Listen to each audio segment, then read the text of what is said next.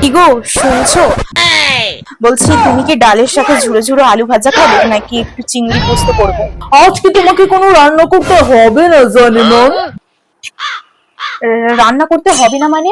কিন্তু মাকে তো আমি বলে এলাম যে রান্না করবো, মাকে আজকে কোনো কাজ করতে দেবো না। আরে নো টেনশন, আমি মাকে বলে দিচ্ছি আজ তোমাকে কোনো রান্না বান্না করতে হবে না, ওকে? কারণ আজকে আমরা তোমার বাড়ি যাবো।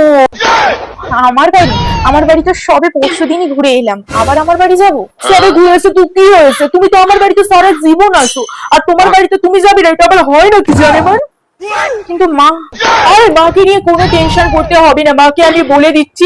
মা যদি নিজে না রান্না করতে চায়, আমি বাইরের খাবার মাকে নিয়ে এসে দেবো, মা বাইরের খাবার খেয়ে নেবে। কিন্তু আজকে তুমি আর আমি দুজনে মিলে ওই বাড়িতে যাব, কেমন?